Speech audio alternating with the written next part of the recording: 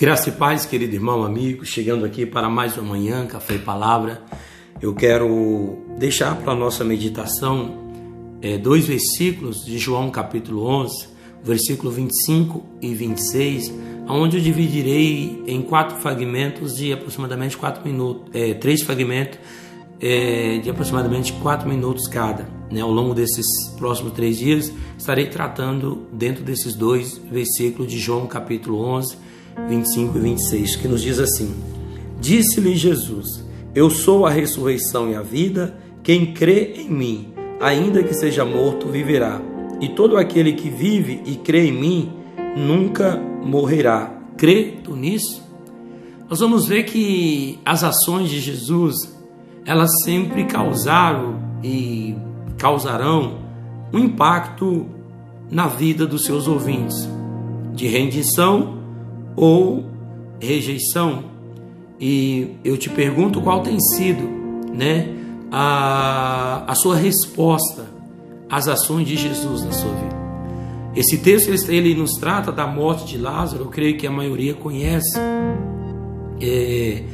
a situação que as duas irmãs Marta e Maria vivenciaram, e elas ali perderam um ente querido. Nós estamos aproximando um dia onde se decreta um feriado nacional, intitulado Dia dos Mortos, de Finados, e onde muitas pessoas elas vão até os jazigos dos seus entes queridos ali, prestar ali uma certa homenagem. Mas eu gostaria que você olhasse para a palavra de Deus e refletisse. De acordo com Efésios capítulo 2, versículo 21, Paulo vai dizer assim: Vocês estavam mortos em suas ações, transgressões e pecados. Em Romanos 3, 23, ele vai dizer que todos pecaram e destituídos foram da glória de Deus, porque o pecado ele ocasiona a morte. Lá em Romanos capítulo 6, 23, ele vai dizer que o salário do pecado é a morte, mas o dom gratuito de Deus é a vida eterna. O primeiro ponto desse primeiro fragmento, dessa primeira mensagem, eu quero dizer para você: a humanidade inteira ela está morta em seus pecados. Como assim, pastor? É a palavra de Deus que está dizendo. Vocês estavam mortos em suas transgressões e pecados. Mas nós não estamos falando de uma morte física, como talvez o seu ente querido morreu fisicamente. O Senhor está falando de uma morte espiritual, porque o pecado separou a humanidade de Deus, ocasionando o afastamento do Senhor.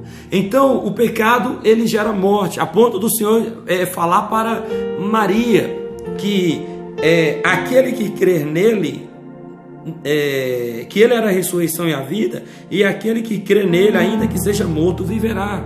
Então ele está falando aqui, ele está tratando da situação de toda a humanidade, que estavam mortos em seus delitos e pecados, como Paulo trata aqui. Porém, o sacrifício de Jesus, as ações de Jesus na cruz, trouxeram um impacto para a nossa vida. E depende de como eu vou responder essas ações, com rendição ou rejeição à entrega do Senhor. Por isso o Senhor diz: quem crê em mim, ainda que seja morto, viverá.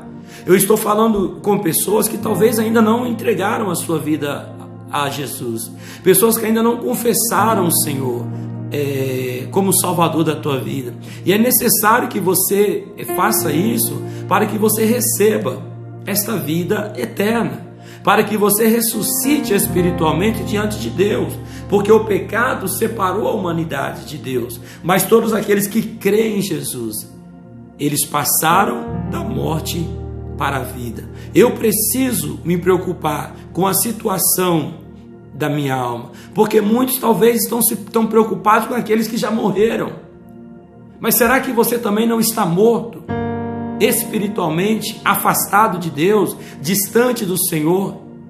Será que você não precisa crer nesse Senhor Jesus, ter uma ação de rendição ao chamado dele para a tua vida?